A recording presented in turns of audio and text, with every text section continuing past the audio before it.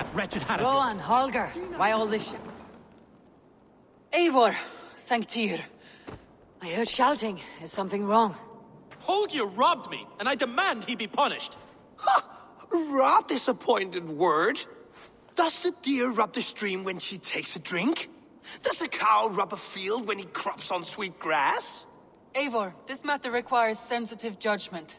Will you?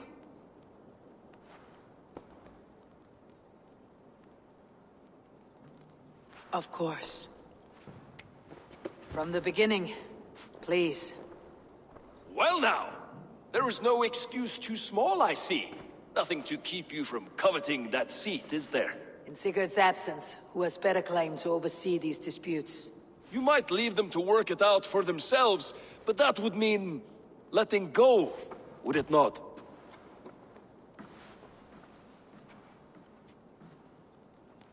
Please start again. Tell me all that has happened. I will start.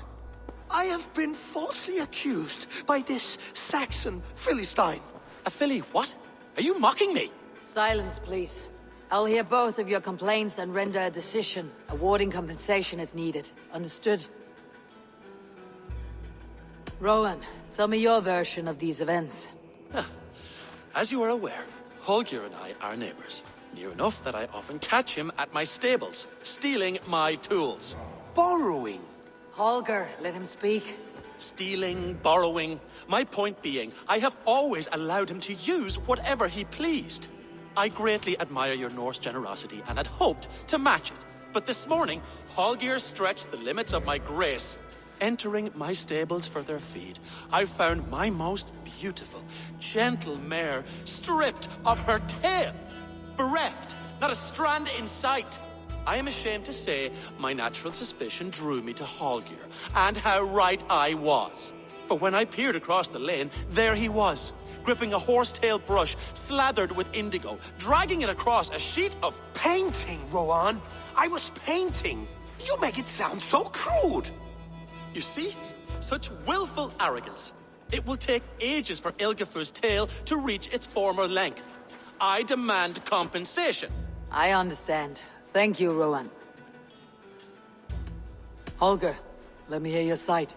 Eivor, you have known me as a skald for years.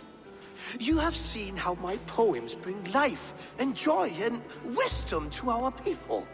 And you know that my work requires a certain, let us say, freedom to make use of rare resources to compose my verses. Often when lacking the proper tools, I have made use of novel items. Alvis's walking stick, Tovi's inks, all were given gladly. You cut off my horse's tail to make a brush, you bleeding... Rowan?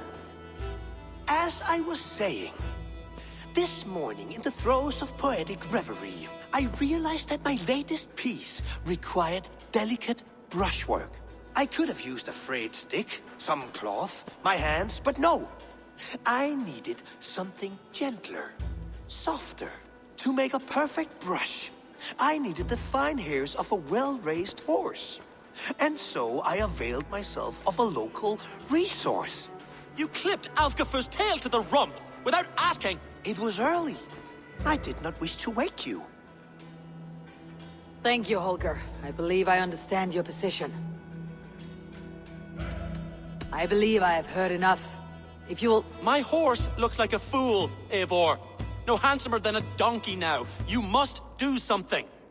Do not conflate hair with beauty, Rowan. She remains radiant. Elgifur's hair will grow back in no time. Quiet, both of you. Now listen. Holger, Rowan is clearly in the right. You sheared the tail from his horse without gaining permission. I borrowed the tail. Borrowed! Does the reality of regrowth not make this a victimless crime? It is a two-victim crime, Holger. Though they are unharmed, you took without asking, and that will not do. As the horse's value has diminished significantly, you will pay Rowan its market price. But the horse was not for sale. Rowan, admit it. My decision is final, Holger. Pay what you owe and meet tomorrow as friends. And if I do, may I keep the horse? Pay the man and be done with it. Rowan, does this satisfy you? It does. Thank you, Eivor. Good. Then by Tyr's blessing, let this matter rest. We are done here.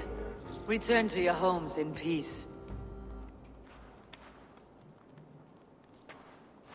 Would you allow me to pay you with a vibrant painting? After all, in some ways you helped in its creation. Absolutely not. Silver is the only color I wish to see from you.